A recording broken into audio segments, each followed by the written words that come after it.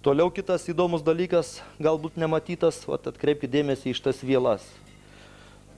Jos taip retai pasitaiko ant lėktuvų, kai kada kitaip tą problemą sprendžia, arba konstruktoriai arba visai nesprendžia, bet čia pasakysiu grinai dėl to, kad drobė tempdama labai deformuoja vamsdelį ir kai vamsdelis deformuotas išlenktas, jis jau visiškai nedirba, jis praranda labai didelę savo stiprumo dalį, galbūt kartais tik pusė arba dar mažiau skaičiuotino stiprumo lieka. Tai kad to išvengti, čia tiesiog 3 mm viela privirinta pagal vietą. Kai kurios tos atatampos yra netgi laisvos, bet tai paskaičiuota, reiškia, jeigu čia atatampa laisva, šiuo metu vamsdelis šiek tiek išlinkęs, tiesiog gamyboje nepavyko idealiai tiesiai padaryti, bet kai drobė pradės tempti, vamsdelis pasidarys visiškai tiesus ir galima labai gerai pavaizduoti, va matosi kliba dabar tą atatampą, prie kokios mažos jėgos, tiesiog pirštų čiut, aš dabar pridėjau gal 300 gramų jėgą, gal pusės kilogramų ir jau laisvumo nėra, o drobė tempia žymiai mažiau. Todėl šitos atatampos yra būtinai reikalingos arba tiesiog daroma atskiri špantai dideli, kad jėgos nuo drobės nepersduotų į tuos vamsdelius. Ir panaši problema gargrotai,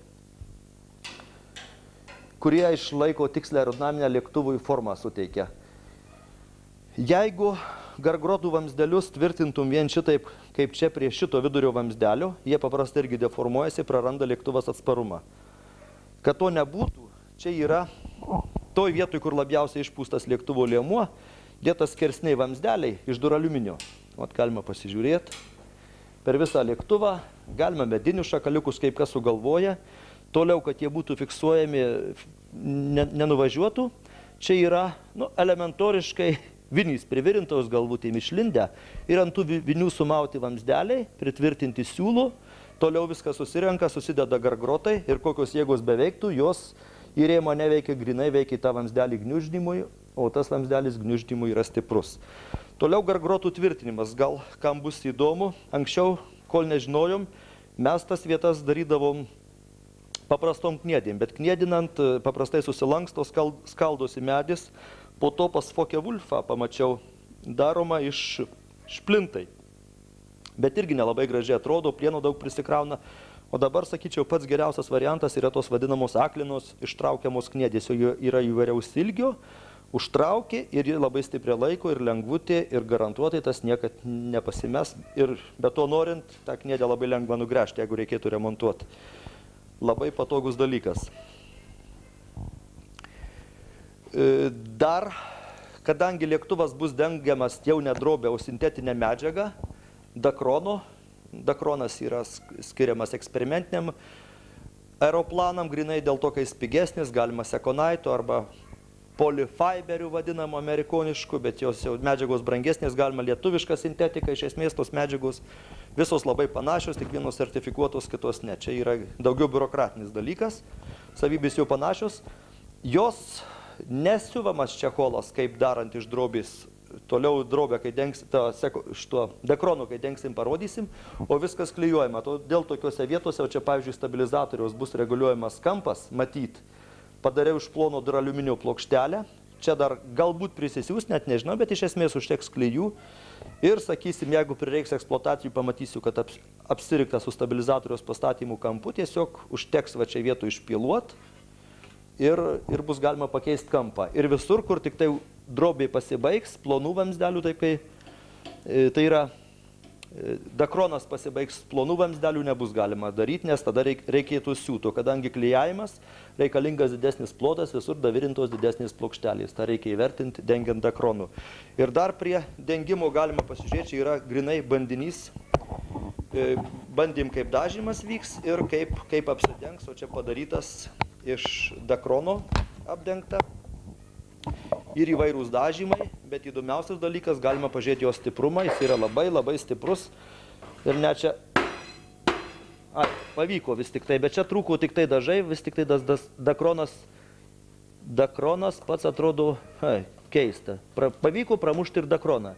Šiaip jau jis turėtų laikyti, tiek to, nepasisekė. Bet šiaip jis yra labai stiprus ir mes net bandėm, kai kilo diskusijos, ar čia tas stipri danga, tai tiesiog pabiriau vinių saują, varžtų, taip va grubiai patryniau ir nieko neatsitiko. Iš esmės liko tik labai maži įrėžimai, taip kad ta danga yra labai gera ir stipri ir kaip dakronas tai yra beveik resursas jos begalinis, nepūvanti, sintetinė medžiaga, jeigu gerai nudažyta, problemų dėl to nėra.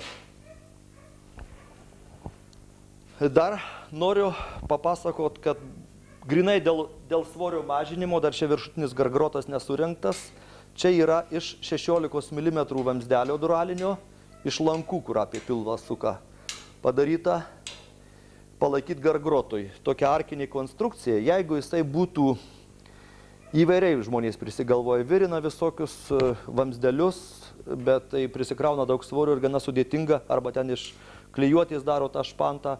O čia arkinė konstrukcija visur naudojama, pradedant bažnyčių statybą, galima ir lėktuvų statyboje naudoti, kur jėgos vienodai įsiskaidotas vamzdelis atlaiko, būdamas labai lengvas.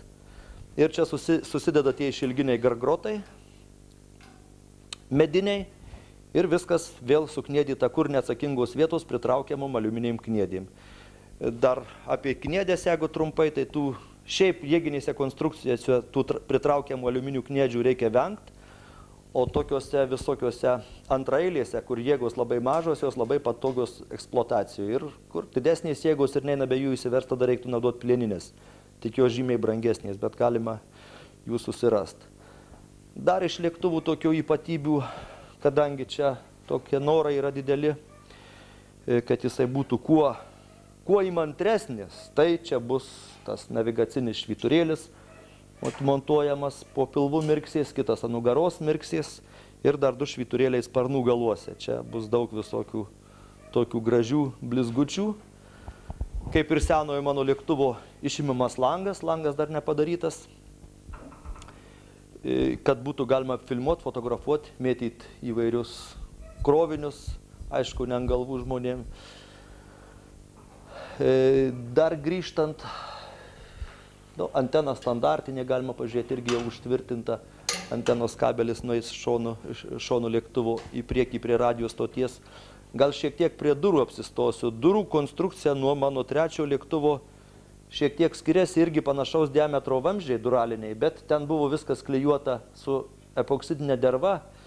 Technologija puikiai, bet turi vieną trūkumą, kad sunku išgauti gerą kokybę, tokios prekinės išvaizdos nėra. Todėl šičia buvo panaudotas kniedimas.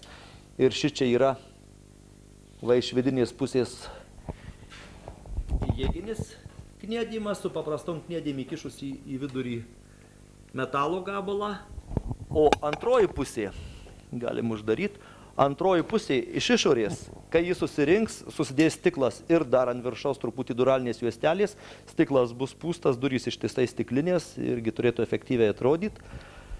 Tai tuomet jos bus stiprios, šiuo metu joms standumo trūksta, tai kad jos tiesiog technologiškai, pusiau atsparumo, dabar dėl atsparumo čia yra tokios iš duraliuminio kampuočiai pritraukiamom kniedėm įtvirtinti, bus kaip yra nuo lėktuvo pakeliamos durys su amortizatoriumi, nu ir paprastas užraktas, ant senesnių durų buvo labai sudėtingas užraktas, abiejose galuose fiksuojamos durys buvo, bet kadangi aš pamačiau, kad to visiškai nereikia, durys standžios, užteks vieno užrakto per vidurį, iš vidaus susidarys arba iš išorės ir dar čia bus apačioj spynelė, kai bus baigtas rinkti lėktuvas.